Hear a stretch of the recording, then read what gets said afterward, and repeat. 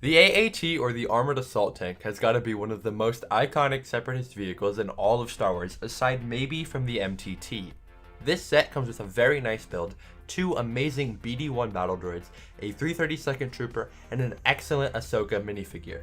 With LEGO releasing more Clone Wars sets, a shortage of Separatist-themed kits has become ever more apparent, and the larger LEGO reselling community went buck wild for the set as a whole.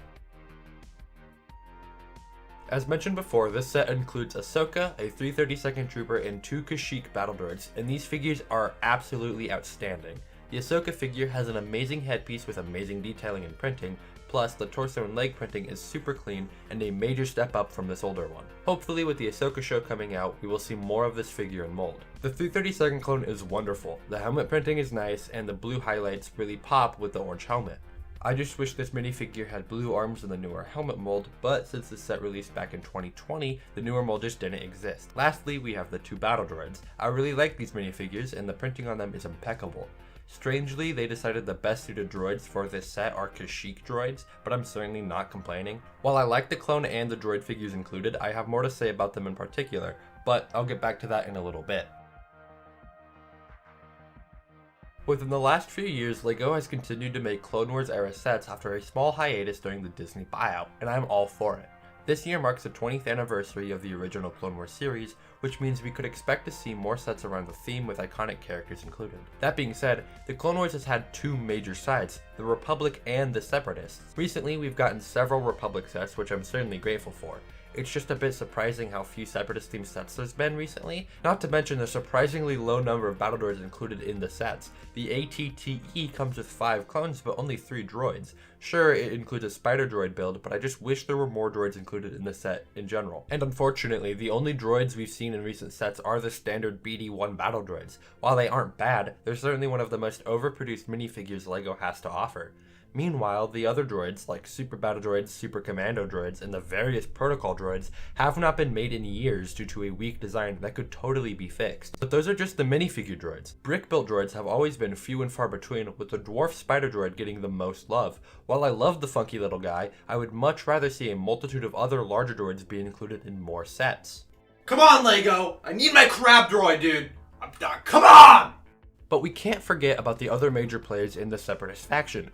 Grievous, Asajj Ventress, Count Dooku, Maul, Savage, and the abundant number of officers and admirals seen in the shows and movies have either never been shown in LEGO or only in a few sets from over a decade ago.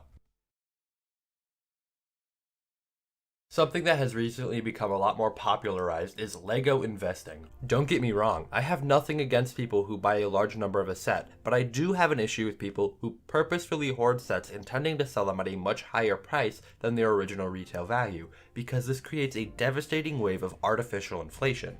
While there are many things that collectors and enthusiasts alike see value in, one of the biggest sources of this artificial inflation is thanks to a set's minifigures. A set's minifigures can make or break its aftermarket value entirely. For example, the Imperial Armored Marauder from my last video has some pretty excellent minifigures, but because they aren't considered very valuable, the set's post-retirement value is pretty consistent with its original retail price. Much unlike the Marauder, this AAT set is valued considerably higher when compared to its initial release. The larger reselling community speculated this set would be rather expensive after its retirement. Because of this, people stocked up on it, which only drove the price further up. I mean, I bought the set after its December of 2022 retirement, but I got it for its retail price thanks to Amazon.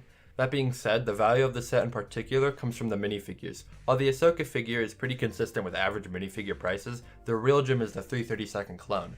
These guys made their Star Wars debut in the final season of the animated series for the Clone Wars, which got delayed 6 years due to the Disney buyout.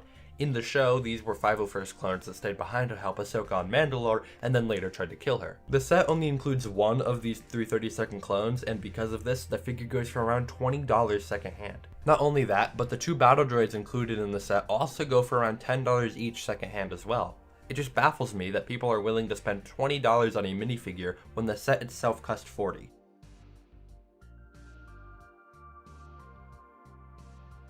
This set is about 290 pieces and is an excellent looking build. The side mounted cannons are brick built and look incredible while still being fairly posable. The top mounted cannon is outstanding, the barrel looks great, and you can even angle this a good deal.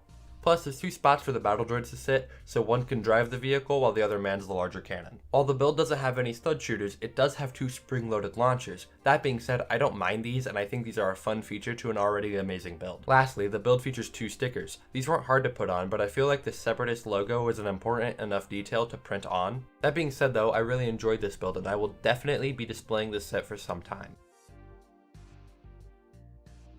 This set went for $40 for its 2020 release, and I think that is a great price. While the set doesn't hit the 300 piece count mark, we get 4 amazing minifigures. That being said, this set can now cost $55 sealed, and the figures themselves are highly sought after, which I find incredibly silly. Hopefully, as the year goes on, we see some more Separatist themed sets that include more droids or important figures from the shows or movies, or even more vehicles. Having said that, I hope you guys enjoyed this longer style video, and as well as the last one I made.